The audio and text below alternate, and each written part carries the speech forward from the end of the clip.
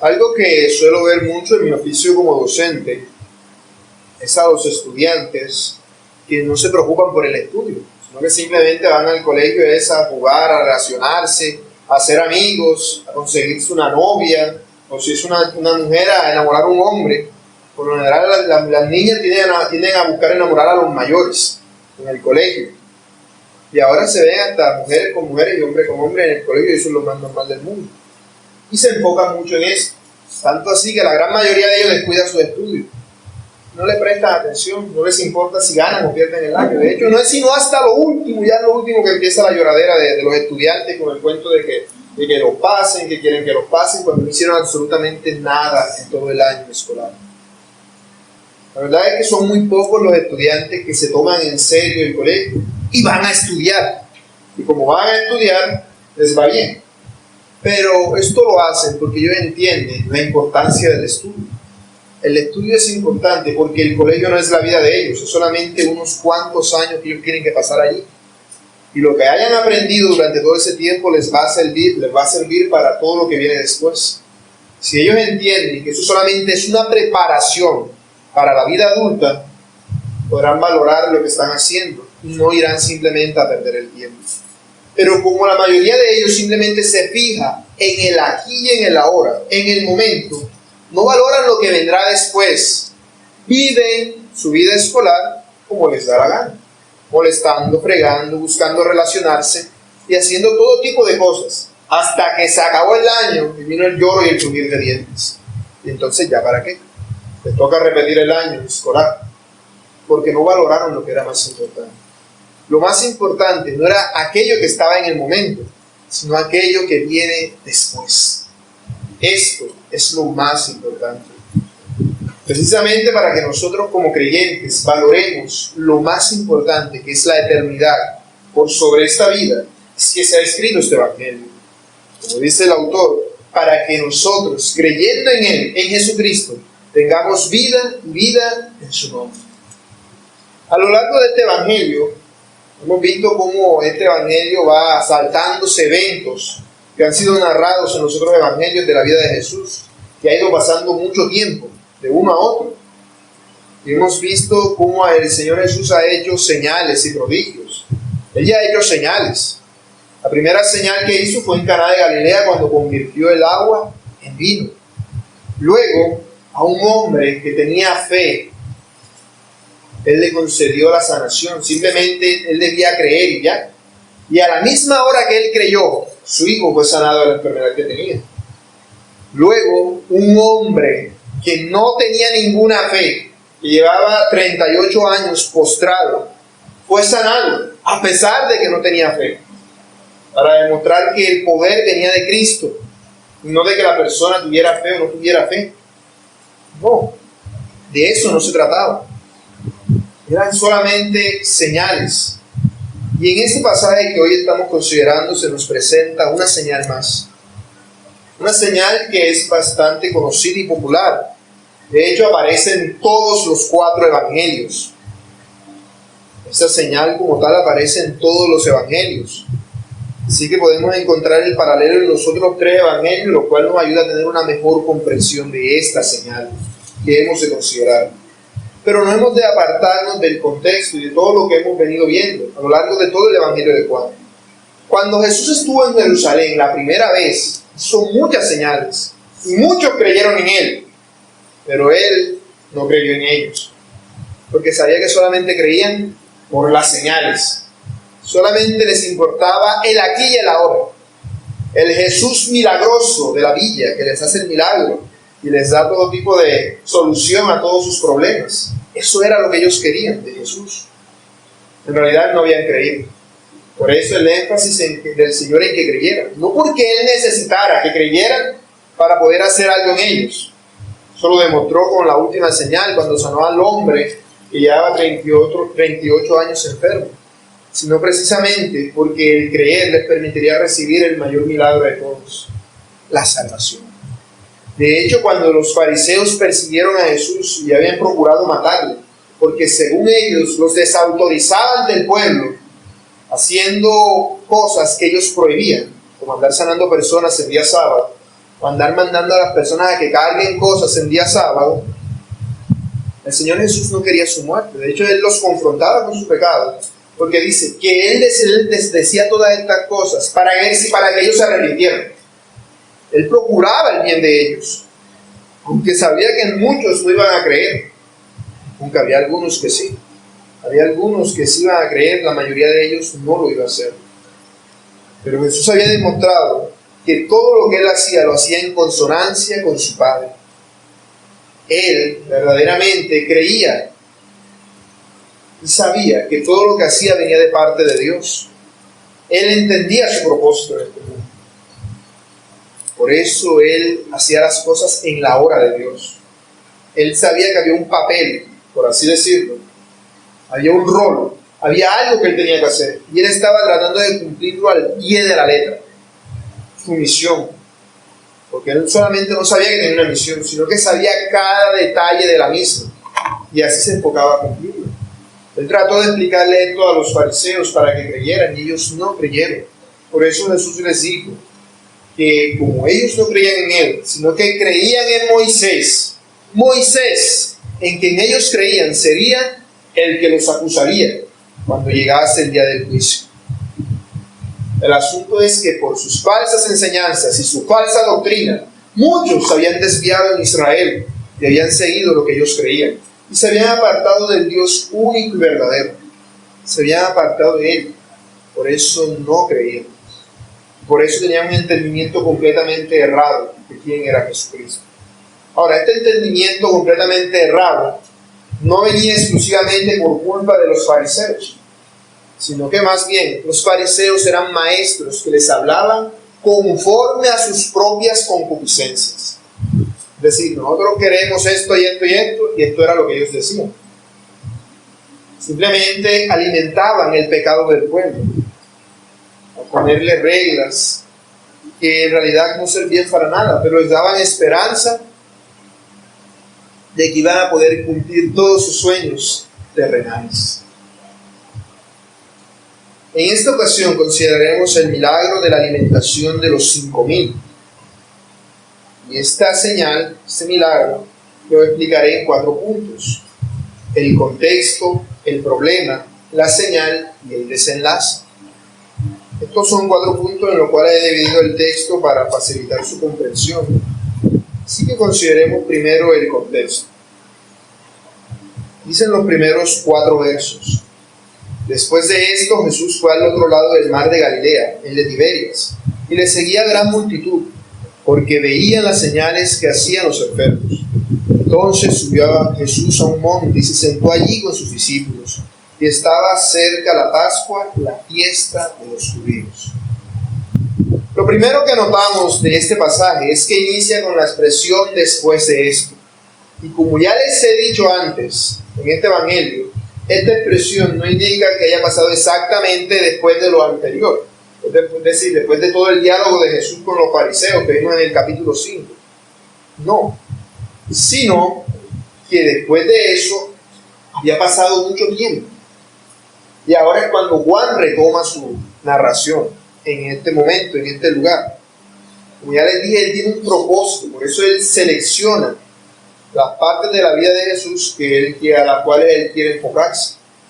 Por eso toma esta parte de la vida de Jesús que aparece ya en los otros evangelios, y él le añade algo adicional que no aparece en los otros evangelios, precisamente para demostrar su punto. Él quiere enfatizar esto: la necesidad de creer genuinamente en Cristo. Se nos dice que estos sucesos ocurren poco antes de la Pascua. Recordemos que el capítulo 5 iniciaba hablándonos de que había una fiesta de los judíos. Les dije en esa ocasión que esa fiesta posiblemente debía ser la fiesta de los tabernáculos. Si ese era el caso, habían pasado 6 meses desde el capítulo 5 hasta ahora. Si es que era la fiesta de los tabernáculos, porque si era la Pascua, era un año entero lo que había pasado. Era un año entero lo que había pasado desde un capítulo hasta ahora. Durante todo este tiempo han pasado muchas cosas en el ministerio de Jesús. De hecho, todo lo que vemos, gran manera de su ministerio en Galilea, que aparece en los otros evangelios, ya pasó. Si nosotros comparamos este evangelio con Mateo, por ejemplo, ya vamos por el capítulo 15 en Mateo, cronológicamente hablando. O sea, han pasado 15 capítulos en Mateo, en lo que aquí llevamos 6. Para que veamos todo lo que ha acontecido, que Juan, adrede, no está contando para enfatizar el punto. En Marcos van 6 capítulos también, y en Lucas ya van 9. Por eso les dije, nosotros entendemos que el evangelio de Juan está escrito en orden cronológico. Hay quienes dicen que no, que Juan habla por aquí, luego habla por acá, luego habla por acá, por lo de la purificación del templo, que acá aparece en el capítulo 2 y en el otro evangelio aparece al final. Pero en esa ocasión les expliqué que es que hubo 2 purificaciones del templo. La primera al inicio y la segunda al final, lo cual no contradice en nada a los otros evangelios. Por eso podemos notar algo que no había antes. Hay una gran multitud detrás de Jesús. Recordemos que Jesús, cuando fue en el capítulo 5, fue a Jerusalén y sanó a este hombre, ni sabían quién era él. Tuvieron que irlo a buscar y todo, porque Jesús no era famoso. Ahora, en el capítulo 6, iniciamos ya con un Jesús que es famoso en toda aquella región. Ya Jesús es famoso para este entonces. Ya había tomado el lugar que había dejado Juan el Bautista. Y lo había hecho todavía mucho mayor. Así que ha pasado mucho tiempo. Jesús ya es famoso, por eso hay esta gran multitud que le está siguiendo. También vemos que se nos dice que esto acontece en el mar de Tiberias, el mar de Galilea. El mar de Galilea, en otros evangelios, es llamado así, el mar de Galilea. ¿Cierto? En el Antiguo Testamento a este mar se le llama el mar de Cinerec.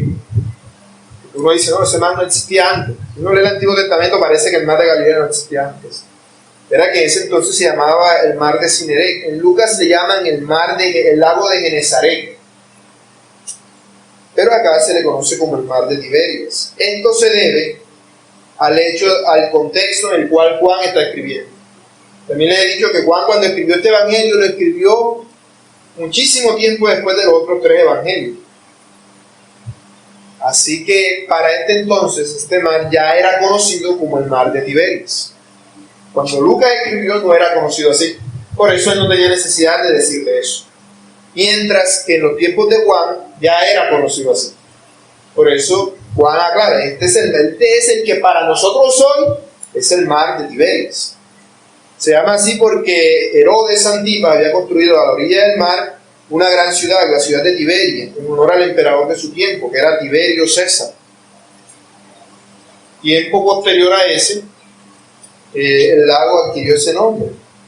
Ahora, ¿por qué Jesús viene a este lugar? Si comparamos este evangelio con los anteriores, veremos que los discípulos han estado predicando el evangelio y Jesús ha estado predicando mientras los discípulos no estaban, a las multitudes que le seguían. Ahora, el Señor sabía que sus discípulos necesitaban un tiempo de reposo, de descanso y de instrucción una vez más. Además, Mateo nos dice que esto acontece después de que el Señor ya se enteró de que Juan el Bautista está muerto. Porque eso acontece en Mateo 14. Como les dije, si seguimos este mismo relato en Mateo, estamos en el capítulo 15 ya.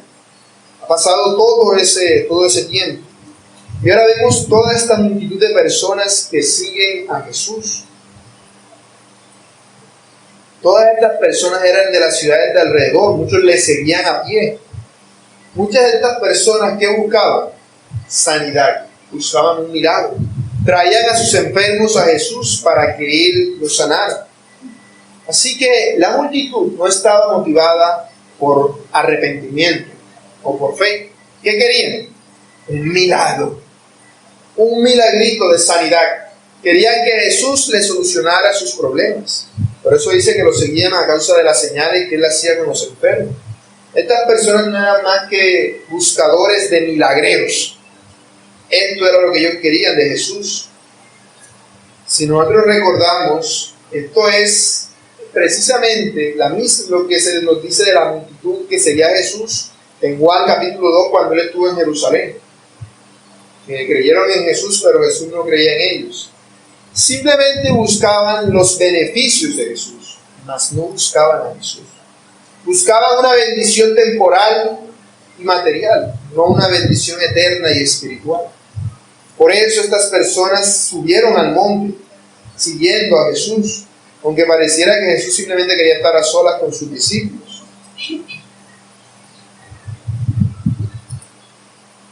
También pudiera ser que muchos de esta multitud fueran peregrinos que se dirigían en Jerusalén para la fiesta de la Pascua y se desviaron de su peregrinaje para ir a Jesús. Recordemos que durante las 3 grandes fiestas que instituyó Dios, los israelitas tenían que ir a Jerusalén a adorar a Dios, sin importar si vivían del otro lado del país. O sea, tú podías vivir por acá, es como decir, no, porque tienes que ir a Bogotá, cuando uno aquí en Corozal. Tenemos que ir a Bogotá 3 veces al año, no existiendo buses, ni aviones, ni nada. Eso era un viaje que tenían que salir con bastante tiempo de anticipación. Si lo más rápido que podías ir era a caballo. Como ibas con mucha gente, el animal más que podía llevarte era el burro o el camello. Así que era un viaje difícil y extenuante. Por eso algunos comentaristas dicen que, tomando en cuenta que se acercaba la fiesta de la Pascua, muchas de estas personas eran personas que venían de sus ciudades hacia Jerusalén. Se oyeron de Jesús y se desviaron para ir a Jesús, porque querían un milagro. Ese es el contexto. Segundo punto, el problema. Continúan diciendo los versos del 5 al 9. Cuando alzó Jesús los ojos y vio que había venido a él gran multitud, dijo a Felipe: ¿de dónde compraremos pan para que coman estos? Pero esto decía para probarle, porque él sabía lo que había de hacer. Felipe le respondió: 200 denarios de pan no bastarían para que cada uno de ellos tomase un poco. Uno de sus discípulos, Andrés, hermano de Simón Pedro, le dijo: aquí está un muchacho que tiene 5 panes de cebada y 2 pececillos. Mas, ¿qué es esto para tantos? Después de estar todo este tiempo con sus discípulos en las montañas, vemos que, según Mateo, el Señor sanó a algunos de los que estaban enfermos.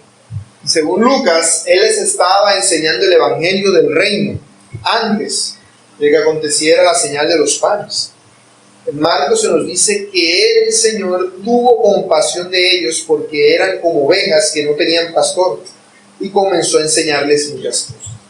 Es decir, no es que Jesús simplemente, vamos a multiplicar los panes y ya. Duraron un buen tiempo allí. El Señor estuvo sanando personas y enseñándoles, porque sabía que ellos no es que ellos no quisieran arrepentirse, sino que ni siquiera veían la necesidad. Por eso era necesario instruirlos. El Señor no se resistió a sanar a los enfermos, sino que los estuvo sanando, estuvo haciendo señales entre ellos, a pesar de que el Señor Jesús conocía los motivos superficiales que guiaban a estas personas. Pero Él era tanta su misericordia que decidió mostrarla inclusive sobre este tipo de cosas temporales que acontecían a las personas. Ahora, cuando se acercaba la noche o el día se estaba acabando, dice Mateo 14, dice que el lugar es desierto y la hora ya ha pasado. Despida a la multitud para que vayan por las aldeas y compren de comer. Esto lo dijeron sus discípulos a él. Eso no se nos está diciendo acá, pero esto vemos que sí había pasado. Porque debemos entender que cada evangelio nos da detalles diferentes del mismo suceso. Porque no digan una cosa acá no quiere decir que no pasó, sino que debemos complementarlas. Por eso el Señor viene y le dice a Felipe: ¿de dónde compraremos pan para que coman esto? A Felipe no se le menciona en este relato en los otros evangelios, pero Felipe ya ha tenido un lugar de importancia en este evangelio. Recordemos que Felipe había sido mencionado antes como aquel que fue en busca de su amigo Natanael. Recordemos que Felipe ya había sido mencionado por nombre antes. Por eso él le pregunta a él. Ahora, ¿por qué preguntarle a Felipe? Quizás él era el administrador de los 12. Quizás él era el responsable de la organización, de la parte logística. Por decir, Judas maneja las finanzas, Felipe maneja la logística. Entonces, bueno, Felipe, ¿qué podemos hacer? El asunto es que, si fuera así o no fuera así, el Señor lo que quería era que Felipe mismo se planteara qué era lo que debían hacer. Él quería inducir que Felipe considerara qué era lo que tenía que hacer. No es como si el Señor no supiera lo que estaba pensando Felipe. Obviamente él lo sabía. Tampoco necesitaba que Felipe le diera ideas para mirar a ver, bueno, Felipe, vamos a hacer una lluvia de ideas. ¿Tú qué dices? Andrés dice esto, Pedro dice lo otro. No. Uno hace eso, Jesús no. Él no tenía necesidad de eso. No tenía necesidad de andar ideando un plan para pensar, ¿y cómo vamos a hacer para alimentar a tanta gente? Cuando el Señor le hace esta pregunta a Felipe, y por extensión a todos sus discípulos, porque es a todo lo que se le está haciendo, su propósito era probarlo. El Señor quería probar la fe de sus discípulos. Por eso el problema no era el pan, no era el alimento. Él quería ponerlos a prueba. Por eso Él les plantea un dilema. ¿Cómo va a conseguir comida para tantas personas? ¿Por qué el Señor pone a prueba a sus siervos? Bueno, la Escritura nos dice en Santiago que nosotros como creyentes debemos tener por sumo gozo cuando nos hallemos en diversas pruebas, sabiendo que la prueba de nuestra fe produce paciencia. Mas la paciencia, tenga la paciencia su obra completa para que seamos perfectos y cabales, sin que nos falte cosa alguna. ¿Para qué el Señor nos pone a prueba? Para que nosotros podamos crecer en nuestra relación con Él, para que nuestra fe aumente. Somos probados para eso. Igual que a un estudiante del colegio tienen que ponerlo a prueba. Que no, si los estudiantes se ganan el año sin hacer ningún tipo de examen, entonces los que no hicieron nada durante todo el año pasan igual que los otros. No, deben ser puestos a pruebas. Deben ser puestos a prueba para que la prueba produzca en ellos paciencia. Si pasan la prueba, entonces podrán seguir avanzando en su fe aumentará. Si no pasa, deben ser vueltos una vez más, les toca repetir el año, les toca volver a empezar, para que entiendan. Por eso dice, produce paciencia. Porque, no, que todavía no han aprendido. Tienen que continuar, tienen que proseguir. Todavía siguen dándole vuelta al mismo pedazo. Así que vuelve otra vez al inicio. El apóstol Pedro lo dice así, Primera de Pedro 6:7, en lo cual vosotros os alegráis, aunque ahora por un poco de tiempo, si es necesario, tengáis que ser afligidos en diversas pruebas, para que sometida a prueba vuestra fe, mucho más preciosa que el oro, el cual, aunque perecedero, se prueba con fuego, sea hallada en alabanza, gloria y honra, cuando sea manifestado Jesucristo. ¿Para qué el Señor Jesús puso a prueba a sus discípulos? Para que ellos se dieran cuenta de que en realidad no confiaban en Él, de que en realidad tenían sus corazones endurecidos para con el Señor, no tenían una confianza genuina en Él. Por eso la fe de Felipe y la del resto de los 12, ¿qué demostró? Que no tenían confianza en el Señor Jesús. Felipe matemáticamente pensó esto, lo otro. Señor, 200 denarios de pan no bastarían para que cada uno de ellos tomase un poco. A Felipe le pareció imposible. Le dijo, esto es una locura, Señor. Lo que tú estás diciendo, ¿cómo vamos a darle de comer a tantas personas? Pues ellos no tenían dinero suficiente para comprarlo. Si es que encontraban a alguien que se los vendiera. Porque se supone que ya se venía la noche. Si se iban ahora al pueblo a comprar pan, aunque lo encontraran, cuando regresaran ya era el día siguiente. Era una locura logística lo que les estaba pidiendo. Y 200 denarios de pan era una gran cantidad. Recordemos que un denario equivalía a un día de trabajo normal. Es decir, él está diciendo, 8 meses de trabajo de una persona no es suficiente para alimentar a tanta gente con un pedacito, o sea, con una migadita de pan, no es suficiente. De modo que eso es demasiado. Y él está enfatizando entonces la imposibilidad de lo que Jesús le está diciendo. Y está revelando que carece de fe. Carece de fe. Existía la posibilidad de que Felipe pensara otra cosa y dijera, Señor, yo no sé, yo le he visto hacer a ti muchas cosas. Yo sé que algo puedes hacer. De pronto no se imaginaba que el Señor iba a ponerse a multiplicar panes. Pero podía decir, Señor, tú puedes hacer que llueva maná del cielo. O algo. Recordemos que ya en el Antiguo Testamento Dios había demostrado que podía hacer llover pan del cielo y que las aves vinieran hasta ellos a que se las cogieran para comérselas. Y ellos habían visto que Jesús había hecho señales que lo identificaban con Dios. Ellos habían estado allí. Felipe mismo había estado allí cuando el Señor convirtió el agua en vino, fuera de todos los milagros que había hecho. Pero en lugar de eso, en lugar de considerar todos los sucesos pasados en los cuales el Señor le había demostrado su poder para hacer lo imposible, Él dijo: no, esto no se puede. Eso es imposible lo que tú me estás diciendo. Por otro lado tenemos a Andrés. A diferencia de Felipe, intentó hallar una solución. Aunque bien pudiera ser que en realidad que estuviera corroborando el pesimismo de Felipe. En este evangelio pareciera que una cosa pasó y enseguida pasó la otra. Pero si leemos los otros evangelios, veremos que el Señor mismo manda a los discípulos a que busquen a ver qué encuentran. Y luego regresa. Muy probable que este fuera el regreso de Andrés. ¿Y quién es Andrés? Recordemos que Andrés es el hermano de Pedro y que él conoció al Señor primero que Pedro, porque él era el que estaba con Juan, que era discípulo de Juan el Bautista. Él fue el que buscó a su hermano Simón y se lo trajo al Señor. Aquí lo vemos trayendo a este muchacho que tenía 5 panes de cebada y 2 pececillos.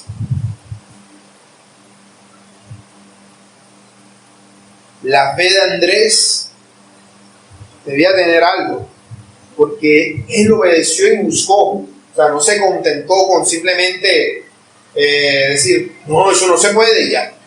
Sino que dijo: bueno, él me mandó que buscara, voy a ir a buscar, y obedeció.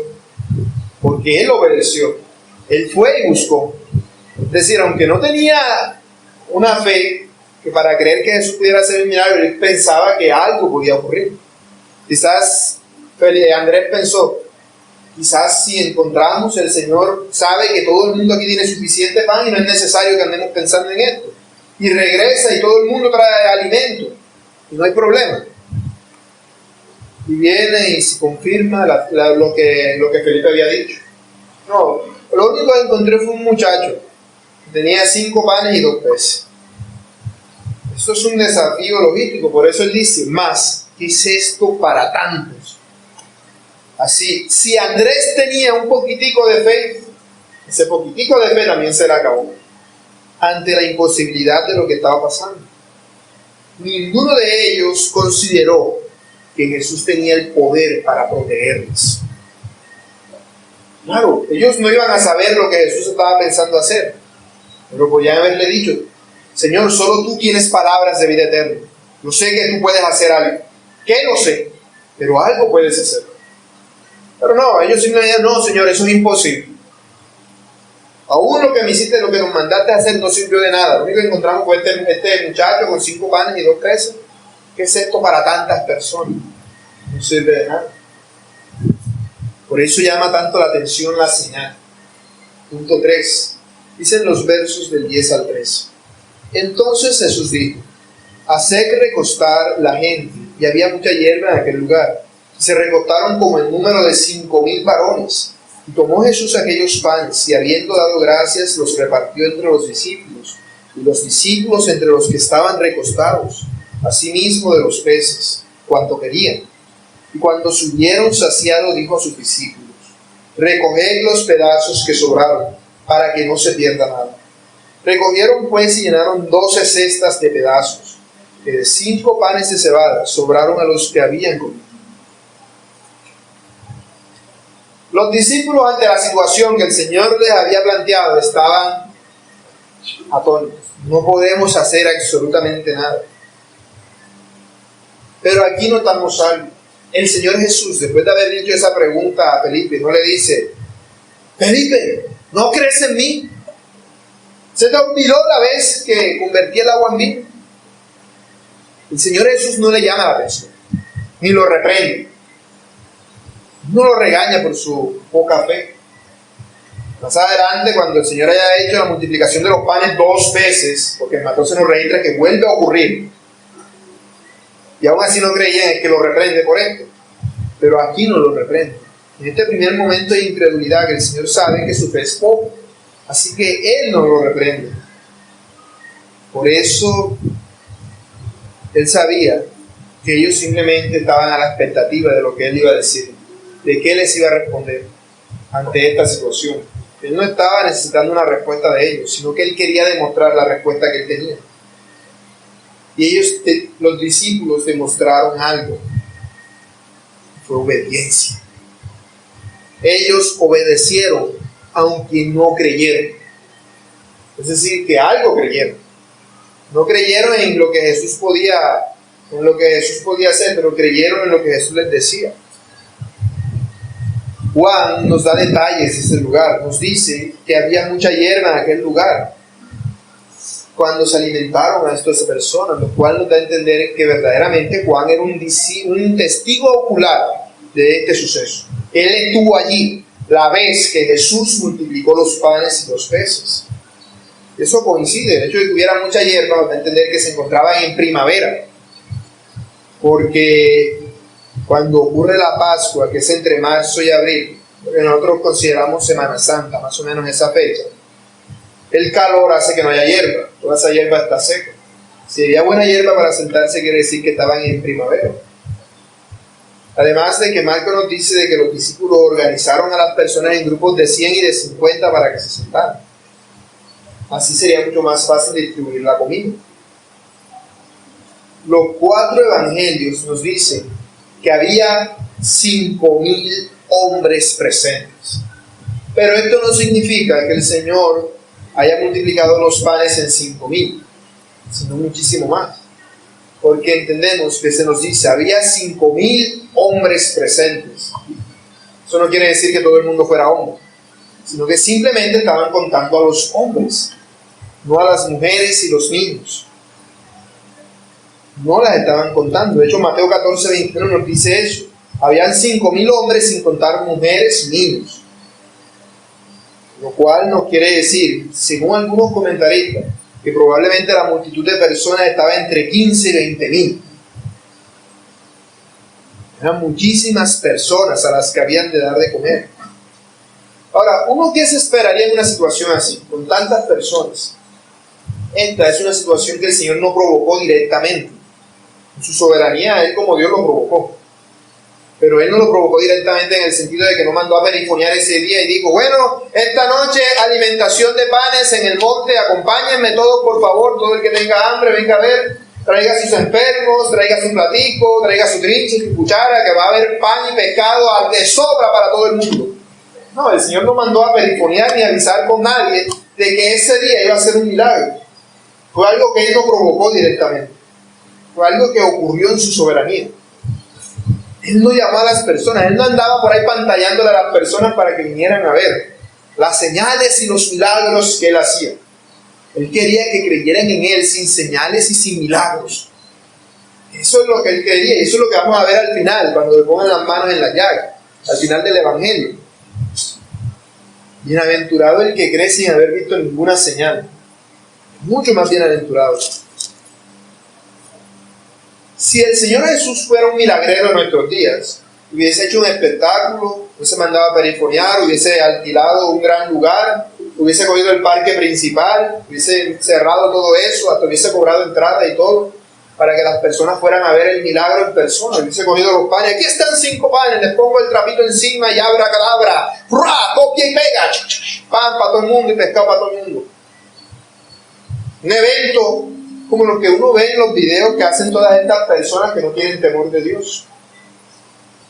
Simplemente buscan llamar la atención de las personas y engañar a los incautos y a los débiles, aprovechándose de su ingenuidad. Eso hace que los ingenuos sigan a falsos pastores y que los escépticos duden del verdadero evangelio. ¿Para qué voy a decir? Obviamente eso es un truco. Es un engaño, dice el escéptico. Y el otro, gloria a Dios, aquí tiene mi plata, pastor. Para sembrarle, porque se paran solitos así sin que tengan, ya está la persona instruida. Mete la mano en el bolsillo, tengo 50 billetes, de lo que sea. Allá va para enfrente del altar. Enseguida van sembrando la palabra profética. No es ninguna palabra profética, es el supuesto milagro. Jesús no hizo nada de eso. No hizo ninguna llamada. Él no se paró y le dijo a la multitud: silencio todo el mundo, por favor escuchen, presten atención, miren estos panes, voy a multiplicarlos. No, ahí no dice que Jesús hizo eso. Porque él por lo menos podía haberse puesto en alto, así como le había estado enseñando antes. Pero vemos que aquí él está utilizando a sus discípulos como intermediarios para que hagan. Él no está haciendo nada. No usó ningún tipo de fanfarria. No. El Señor simplemente bendijo los alimentos y dio gracias. Dio gracias. Algunos dicen que el Señor usó algún tipo de oración conocida en aquel tiempo para dar gracias por los alimentos, pero eso carece de sentido. Porque el Señor todo el tiempo, algo que le caracterizaba era que Él no copiaba a los otros. Por eso dicen que Él enseñaba con autoridad. Él no se copiaba lo que decían otros, que era lo que hacían los fariseos. Los fariseos recitaban la oración del rabí no sé qué, del rabí no sé cuál para tal cosa. Entonces, para comer, la oración del rabí no sé qué. No, que para el baño, la oración del rabí no sé cuál. Y lo citaban todo el tiempo.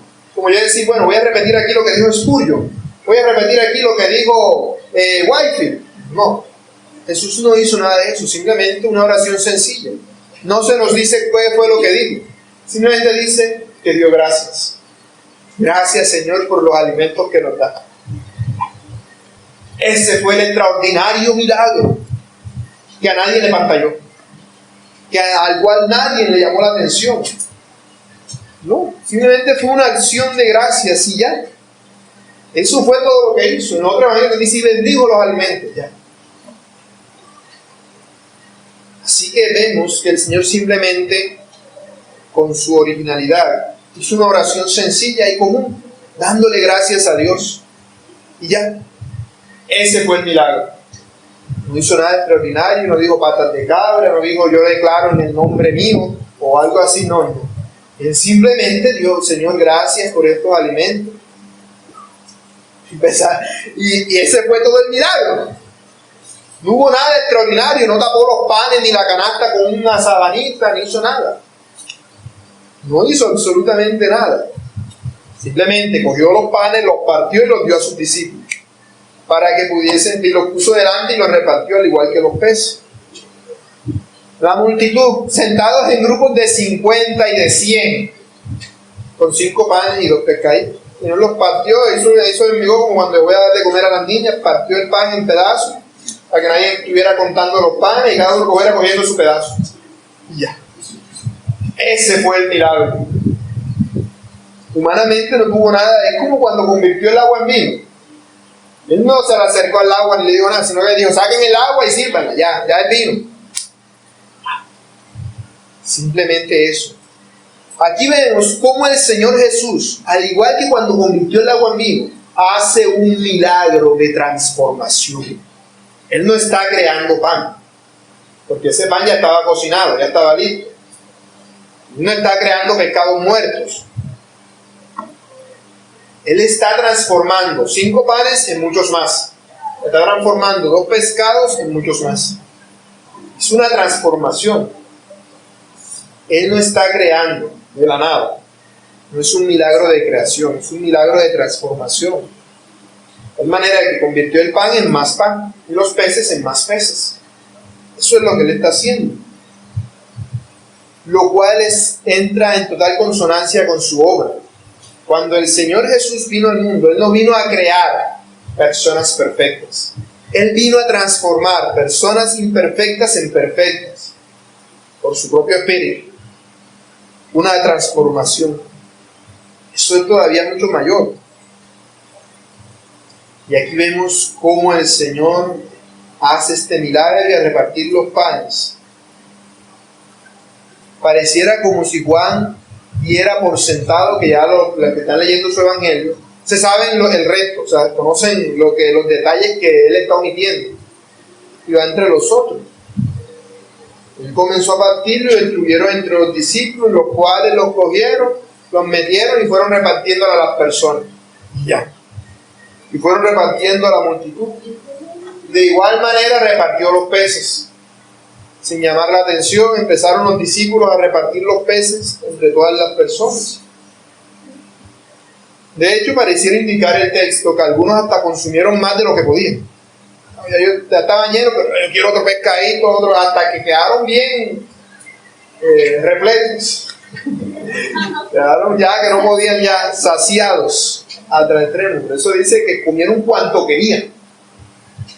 No es simplemente con limitación que dijeron, bueno, vaya metiendo la mano y coge uno cada uno, como cuando van a repartir los cumpleaños, que cada uno, no.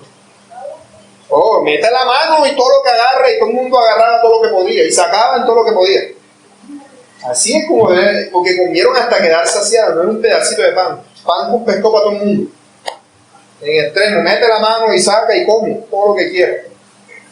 Porque el Señor Jesús no hace las cosas a medias, Él no hace milagros incompletos. Por eso cuando convirtió el agua en vino, el maestresala al agua en novio dijo, este vino es incomparable. O sea, nadie deja el mejor vino para el final. Por eso se dio cuenta que no era un vino cualquiera. O sea, el Señor Jesús no hizo el milagro de convertir el agua en vino que sabía frutino. No. Era el mejor vino que existía. Y estos panes y estos peces eran los mejores panes y peces que habían comido. Debemos entender así porque el Señor es perfecto en todo lo que hace. Él no hace milagros a la mitad, de que te sano hoy y te vas sanando mañana y pasado, ya el viernes también. No, son una cosa extraordinaria. Tanto así que dice que el Señor después le dijo a sus discípulos, recoged los pedazos que sobraron para que no se pierda nada.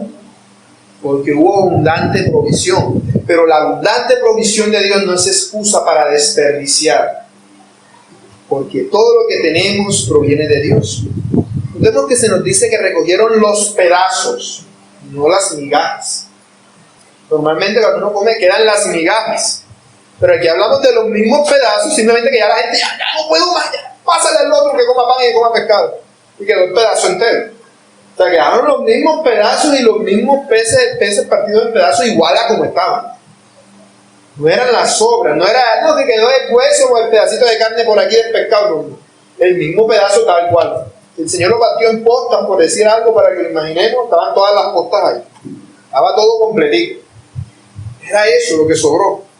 Y el Señor dijo que no debía desperdiciarse nada de eso. De hecho, desperdiciarlo es pecado, porque sería botar el alimento que el Señor multiplicó, que el Señor transformó, o que simplemente el Señor proveyó. Era pecado. Así que ellos recogieron y llenaron 12 cestas, con los 5 panes de cebada que sobraron y los 2 peces. Sobró, para que el muchacho tuviera sus 5 panes de regreso y sus 2 pescados, más lo que haya querido comer de más para los discípulos, más para Jesús mismo, más para el día siguiente, porque sobraron 12 cestas completas. Hay quienes dicen que las 12 cestas representan a las 12 tribus de Israel. Bueno, yo en lo personal creo que eran 12 cestas porque eran 12 discípulos distribuyendo los panes. Cada uno iba con su cesta. Entonces ya todo el mundo, ya no quiero más. Regresaron cada uno con sus 12 cestas llenas. Y recogieron los pedazos. No, gente de huevo. No aguanto más. Esto es mucho pan para mí, esto es mucho pescado. Así. Simplemente era eso, el Señor proveyó suficiente comida para satisfacer el hambre de la multitud, porque así era su milagro. Por eso era una señal indescriptible.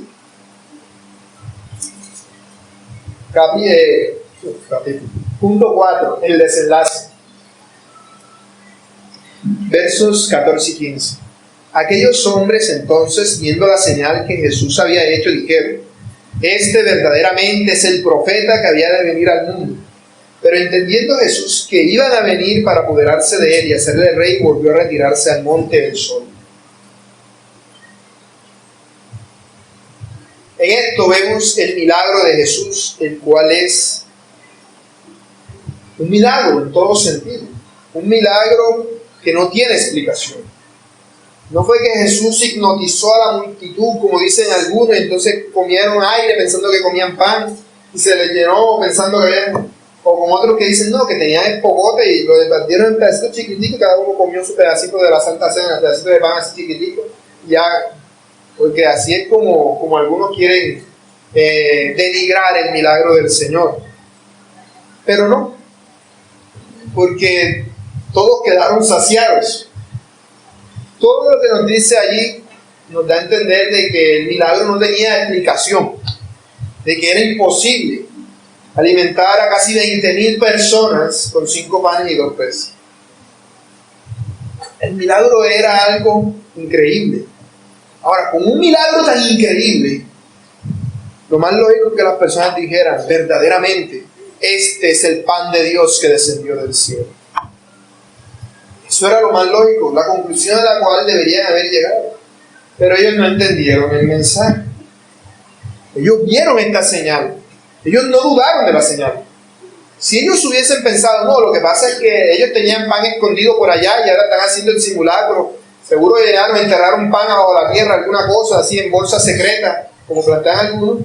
Si ellos hubiesen pensado, hubiesen tenido dudas del milagro, no hubiesen llegado a la conclusión a la que llegaron. Es decir, ellos creyeron que verdaderamente Jesús había hecho el milagro de transformar los 5 panes y los 2 peces. Toda la multitud lo creyó.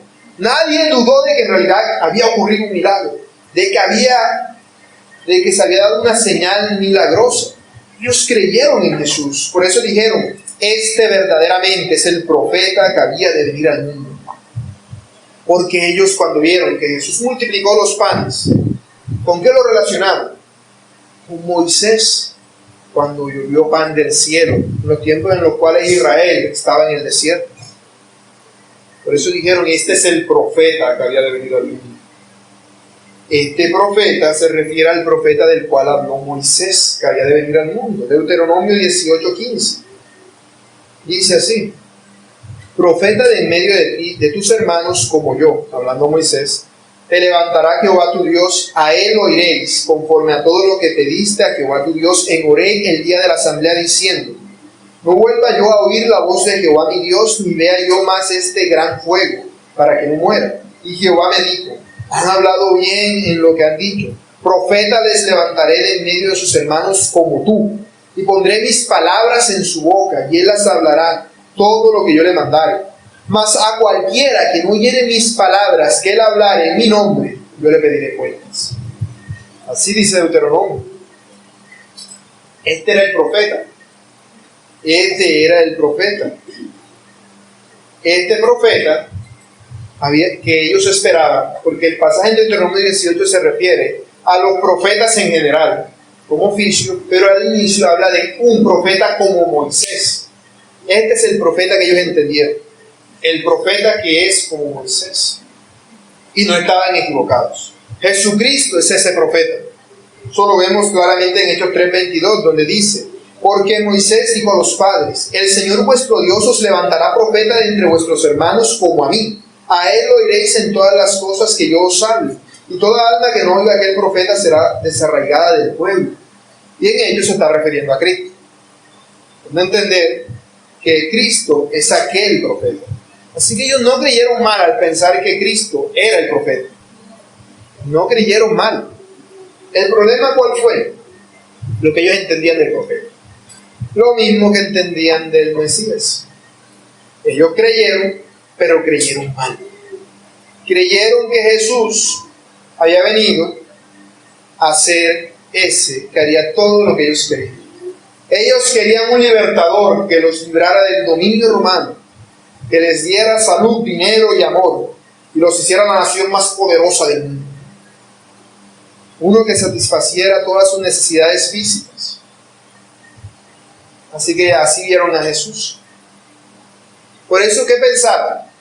Ellos iban a venir para apoderarse de él y hacerle rey.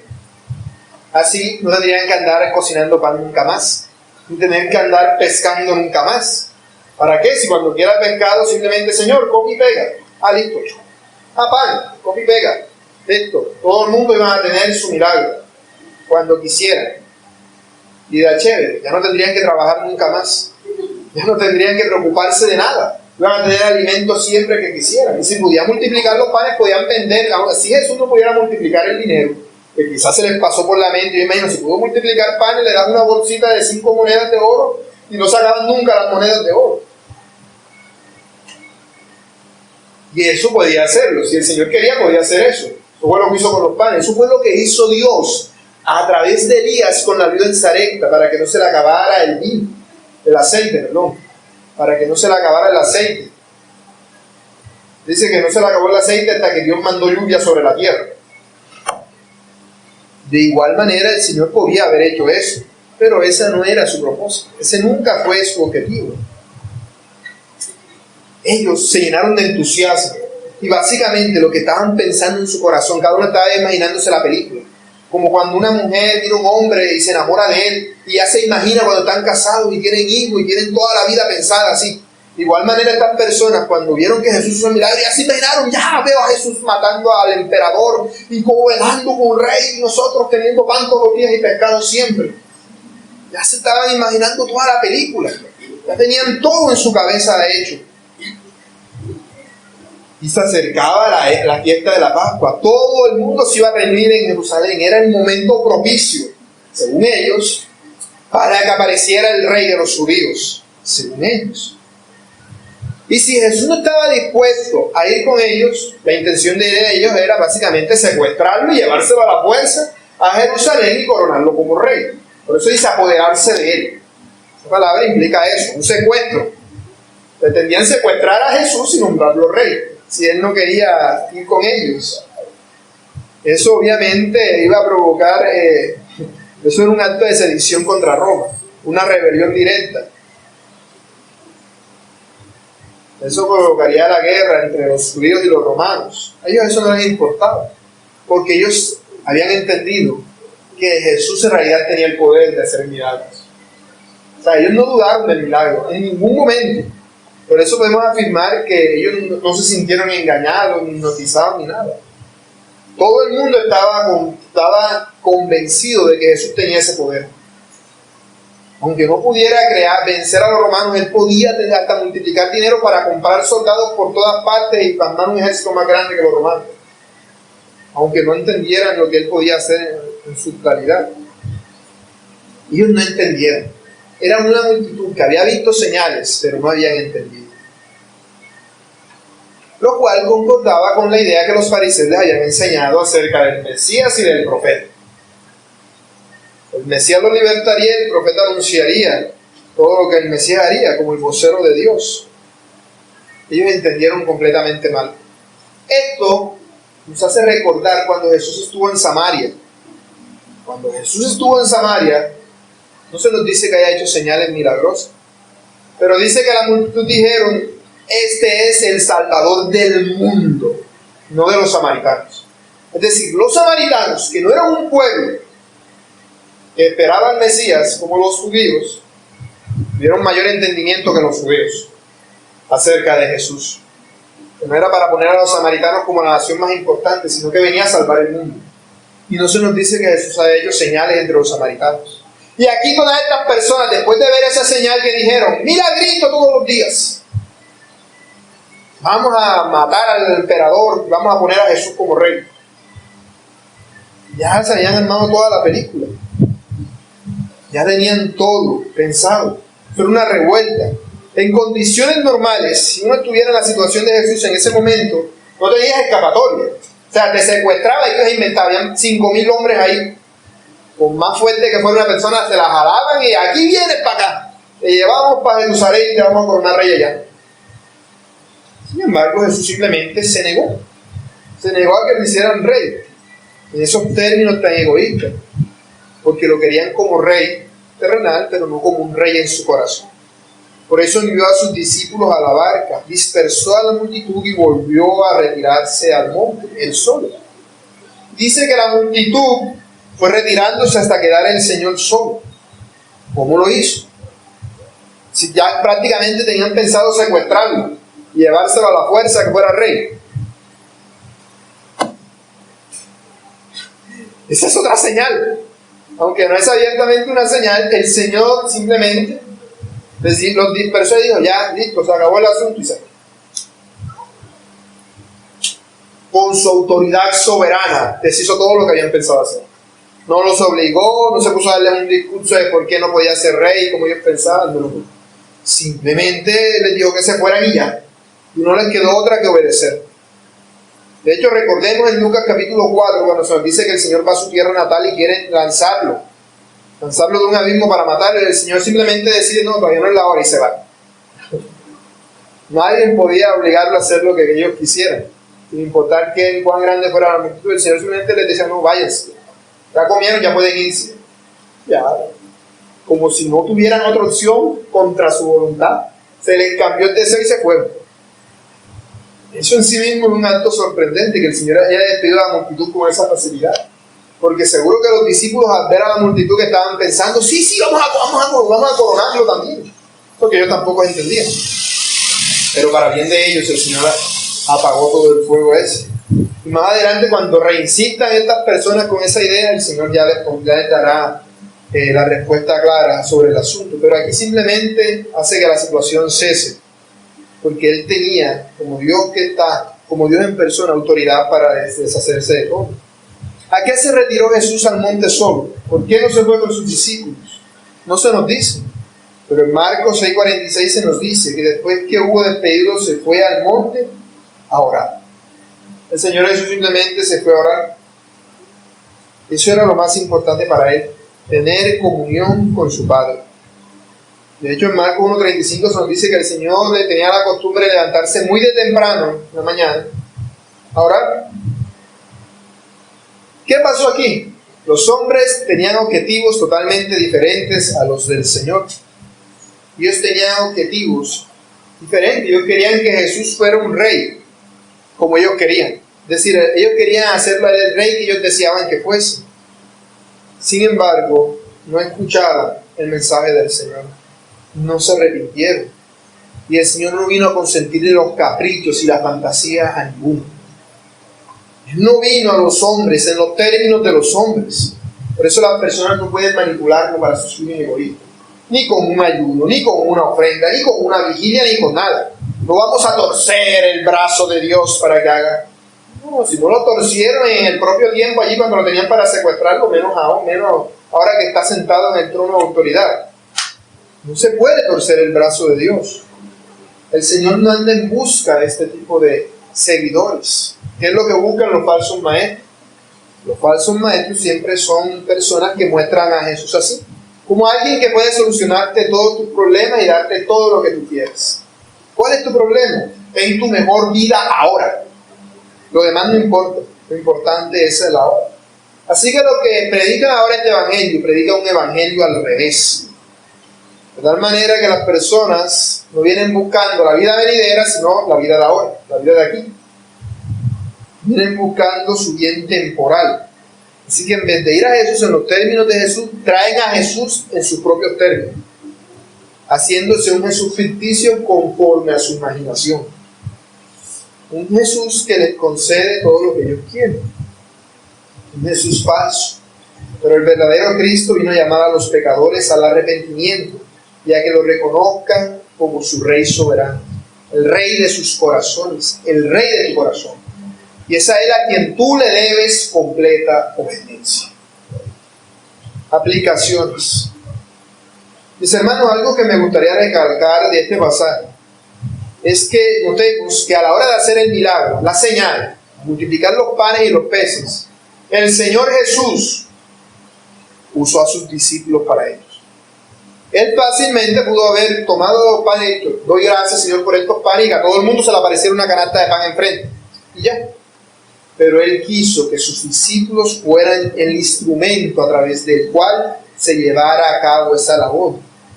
Por eso debemos entender el privilegio que nosotros tenemos al ser instrumentos de Dios, al servirle, al compartir su palabra y su mensaje. Dios no te necesita a ti, al igual que no necesitaba a los discípulos. Pero Él les concedió a ellos el privilegio.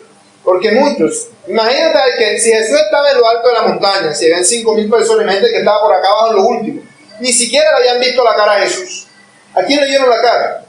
Al discípulo que vino con la canasta a traerle los panes y los peces. Para los ojos de muchos, este era el que le había provisto el milagro. No era Dios.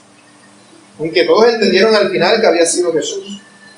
Pero les concedió el privilegio de ser el instrumento. Y ese mismo privilegio lo tenemos nosotros cuando servimos a Dios. Dios no te necesita a ti para nada, pero Él te concede a ti la oportunidad de ser el instrumento. Y entre peor capacitado estés tú como instrumento, más se gloria a Dios en lo que está haciendo. Porque claro, si no una persona súper elocuente que convence a todo el mundo de cualquier cosa, a predicar el evangelio y convence a alguien, todos van a pensar que ¿qué fue? No, es que este tipo es un palabrero. Todo el mundo convence con su palabra. Sin embargo, si ven que es una persona que casi no sabe hablar, que no tiene una capacidad de convencimiento extraordinaria, pero la otra persona es convencida, no quedará duda de que no convenció él, sino Dios. Así el nombre de Dios más glorificado. Así es como Dios actúa. Por eso vemos que usó a Moisés para liberar a la nación de Israel de Egipto. Moisés era el hombre más manso sobre la tierra. El hombre más manso sobre la tierra es el menos apropiado para andar generando una rebelión en un país. Pero fue el que Dios utilizó. Por eso utilizó a Gedeón, que era el menor de la familia menos importante, de la tribu menos importante que había en Israel, para liberar a su pueblo. Por eso utilizó a David, un simple muchacho, un niño, pastor de ovejas, para vencer al gigante Goliat. Dios manifiesta su poder y su grandeza a través de los débiles instrumentos humanos. Esto es lo que dice Pablo en 1 Corintios 1:27. Lo necio del mundo escogió Dios para avergonzar a los sabios, y lo débil del mundo escogió Dios para avergonzar a lo fuerte.